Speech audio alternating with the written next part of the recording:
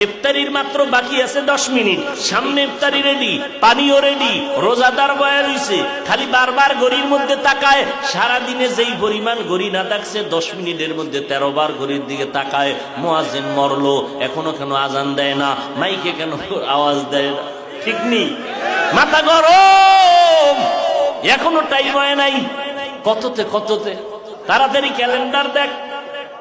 আল্লাহ কয় ফেরেশতা তাকায় দেখ, মাত্র 10 মিনিট বাকি, পেটের মধ্যে প্রচন্ড ক্ষুধা, পানির পিপাসা, সামনেও খানা রেডি, পানিও রেডি, এরপরও কেন পান করে না, খায় না, ক্ষুধাও আছে।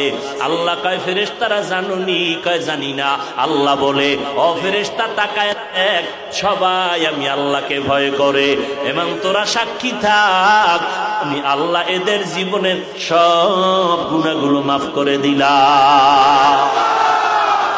আতিনা ফি দারে দুনিয়া না হাসান, আতিনা ফি দারে উকবা না হাসান, ইয়া গিয়াসাল মুস্তাগীসিন হদিনা লফতিখারা বিল উলুমে ওয়াল গিনা। হর গড়ি দে নেকো তু তৈয়ার হ্যায়, जो न मांगे उससे तू बेजार है। তাকওয়া অর্জন করো রোজার মাধ্যমে। এরপরে আল্লাহ কয় জবানটারে হেফাজত করো। কেমনে জবানটারে হেফাজত করব? আল্লাহর ভয় অন্তরে ঢুকাইয়া কথা বলার আগে আল্লাহকে ভয় করো। কথা বললে আমার আল্লাহ খুশি হবে না বেজার হবে, এই চিন্তা করিয়া যখন চলবা তখন কিছুটা কন্ট্রোল হবে। আর একটা কাজ হলো জিহ্বার দ্বারা কিছু কিছু মৌলিক গুনার কথা বন্ধ করো, কিছু মৌলিক নেক আমল চালু করো। তাহলে একটা পাত্রের মধ্যে কিছু থাকলে অন্যটা রাখা যাবে না, খালি পাত্রের মধ্যে অন্য কিছু ঢুকতে পারে। জিহ্বাটারে যদি নেক আমল দ্বারা চালু রাখো, গুনাহ সহসয় হবে না। জিহ্বাটারে নেক আমল দিয়া চালু রাখো, গুনাহ কম হবে। 1 নম্বরে শপথ করো, রমাজান আসতেছে, এখন থেকেই তৈরি হয়ে যাব। এই জিহ্বা দ্বারা যেই পরিমাণ মিথ্যা কথা বলছি, সামনে আর মিথ্যা বলবো না।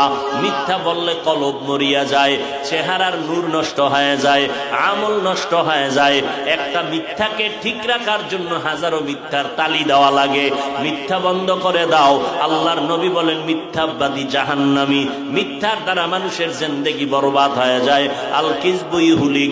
আল্লাহ কোরআনে বলেন, ওয়াইলু ইয়াউমা ইযিল মুকাদ্দিবিন, ওয়াইলু ইয়াউমাইযিন লিল মুকাদ্দিবিন। মিথ্যাবাদীর জন্য ওয়াইল নামক জাহান্নাম।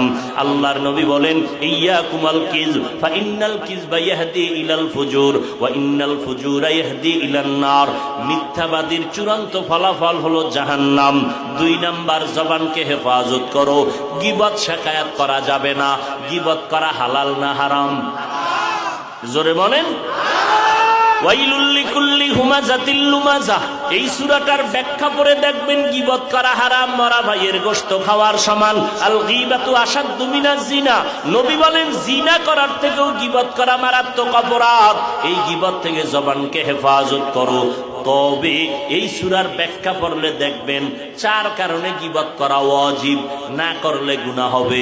এর মধ্যে একটা কারণ, ইসলামের ব্যানার লাগাইয়া যারা উম্মতের ঈমানের উপরে আঘাত করে, আহলে হক ওলামাদের উপরে দায়িত্ব ওই ভণ্ডদের নাম ঠিকানা শুদ্ধা উম্মতের বইলা বইলা সজাগ করা, সতর্ক করা, যে ওই ভণ্ডের কাছে যাইবা না, ওই দরবারে যাইবা না, ওই মাওলানার কাছে যাইবা না। এইভাবে আহলে হকরা বললে এটা সওয়াব হবে, এই গীবত করলে এটা সওয়াব, এই গীবত না করলে গুনাহ হবে। ওয়াইলুল লিকুল্লি হুমাযাতিল লুমাযা। এই সূরার ব্যাখ্যা পড়লেই পেয়ে যাবেন গীবত করা হারাম, হারাম, হারাম।